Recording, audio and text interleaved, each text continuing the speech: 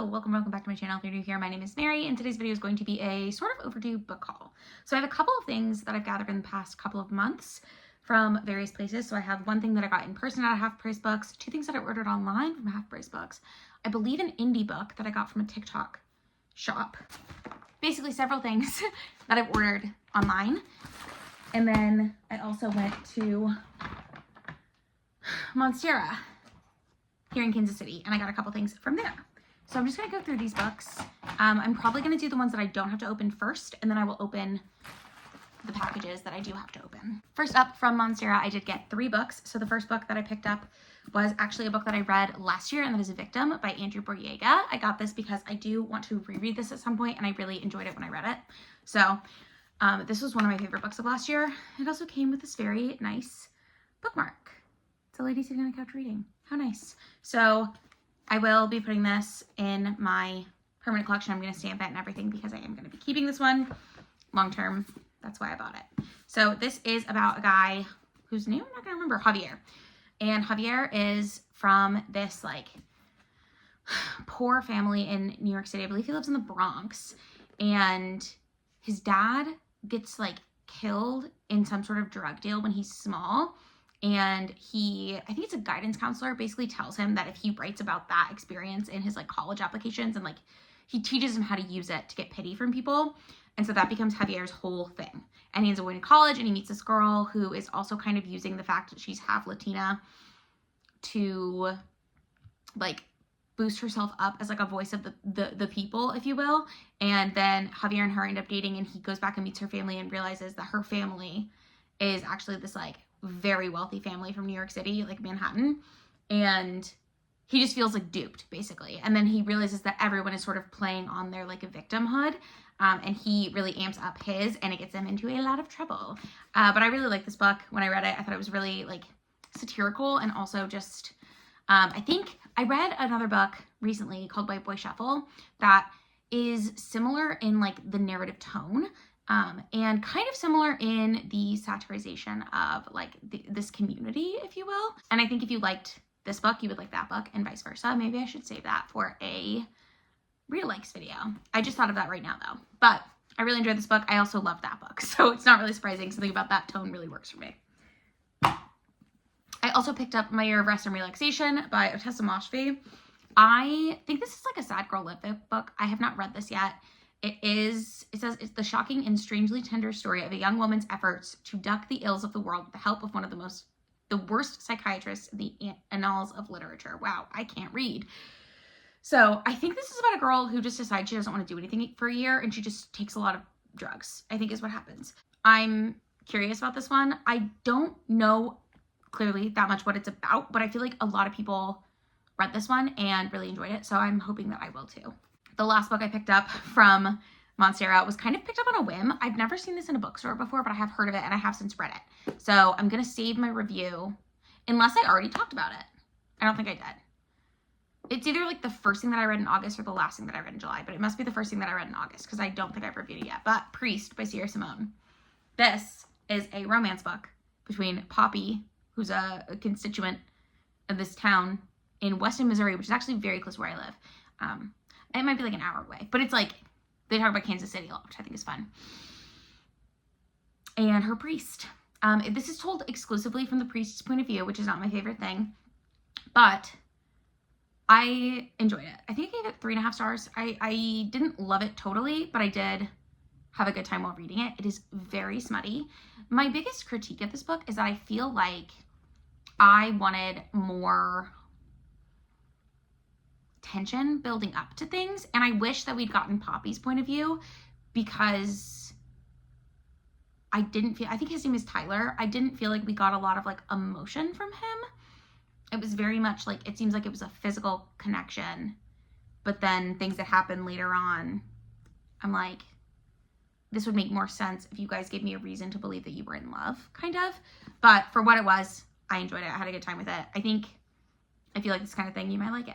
The last book that I did buy in person from Half Price Books is another reread, Nine Perfect Strangers by Liane Moriarty. I want to reread this book. I want to rewatch the first series of the show as well, because I believe they're putting out a second season. I think I said series before. I'm not British, so season. But is about a group of people who all sign up for this wellness retreat. And I remember the show being quite different from the book. Nicole Kidman is in the show, and I really liked her in the role that she's in. She's in like the lady who's in charge of the wellness retreat thing. But, and all of the characters are the same. But what happens on the retreat is semi-different. So, again, this is another book that I really enjoyed when I read it the first time. I'm excited to reread it. And I don't really remember what was different. I remember that the show and the book were different, but I don't really remember what happens in the book compared to what happens in the show. And again, I want to watch season 2. So that's where we're at. I don't think there's another book. I think they just used the premise of season 1 to create a season 2, if that makes sense. I have to open some things. First up is this. No idea what book this is going to be, but we'll see. Oh, perfect. Okay. So this I ordered online from Half Price Books, which just means that it's a used copy. But this is I'm Not Dying With You Tonight by Kimberly Jones and Gilly Segal. I plan on rereading this in August because this is just a book that I want to revisit. It also feels like a good like back to school summer read, if you will. This is told in 2 perspectives. So we have Campbell, who's the white girl, and then the black girl's name is Lena, I think. Anyways, they go to the same high school. Campbell is new, and her mom is, I don't remember what her mom's job is, but she just took a job in Venezuela. And so Campbell is moving in with her dad in Atlanta for the first time. And she goes to this new high school. It's very different than her old school. The first football game of the season, Campbell is working in the concessions booth because her dad volunteered her for it, basically. And then he goes out of town every weekend. And so she's always home alone. So she's in the concessions booth. A fight breaks out at her school. It turns into a big riot, and she gets stuck with this girl, Lena, and they have to make it back through Atlanta together to get to both of their neighborhoods. And then Lena also has this thing where her boyfriend is a like wannabe rapper, and he's a little bit older than her. Her grandfather who she lives with doesn't like him, but she is spending like most of the night trying to get back to him. And it's about how these 2 girls who don't really know each other have to like use their different perspectives and experiences in life to like overcome their prejudices of each other and then also work together to get back home safely. I enjoyed this book when I read it. I think I gave it 3.5 stars, and I'm excited to reread it. This feels like a hardback. It's another Half Price Books book. This is coming from Half Price Books Orlando, apparently. I think this is another book that I wanted to reread. I'm trying to buy my favorites from the last couple of years so that I can reread them when I want to, if that makes sense. Where are you? Okay. Okay, yeah. I know what this is. Oh, it's Deckled Edges. Okay. So this is If You Leave Me by Crystal Hannah Kim. This is a historical fiction book, and it follows a woman who, it starts when she's a little girl, and she's in Korea. It's during the Korean Civil War, and she ends up, there's like kind of a love triangle between her and this guy who's her childhood friend, and then his older cousin. And I want to say she marries the older cousin, and then it's about like all 3 of them as they go through their lives for the rest of their lives. And it's about like, obviously it's about this war. It's about like their relationships with each other. It's about love. It's about like loss and family. And I remember loving this book. So I do want to reread it at some point. Also, it's one of my favorite covers. Isn't that beautiful? Gorge. Love it. Okay. And this is another Half Price Books book. I don't know what else I ordered from Half Price Books, but I guess I'm going to find out. Oh, okay. Perfect. Vampire's Hearts and Other Dead Things by Margie Fuston. I did not like this book when I read it. But I do want to reread it. It is set in New Orleans. It talks about like vampires, and I think I would like this more on reread. I think I was disappointed with it the first time because it does a thing that I really don't like, which is like, is it paranormal? Is it not paranormal? But now, knowing the answer the whole time, I think it will allow me to enjoy it more. So it's a young adult contemporary book. It's very sad. It's about a girl who, her dad is dying of cancer, and she and her dad have always had this like fondness for vampire movies and media.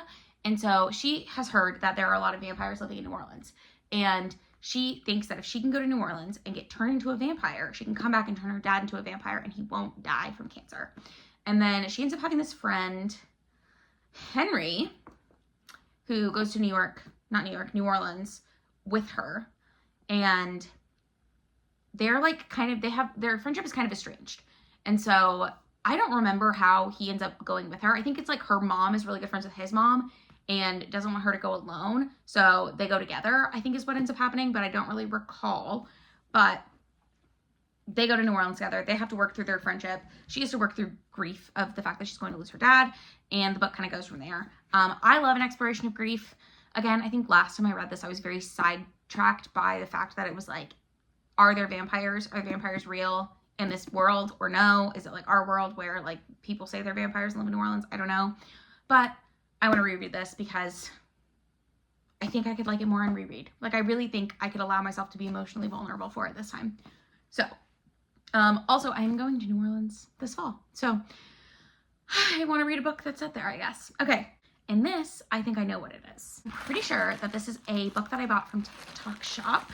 I saw it advertised. I looked for it in my library because I thought it would be an easy book to just like get from the library and read, but I didn't see it anywhere. So I'm gonna open this up.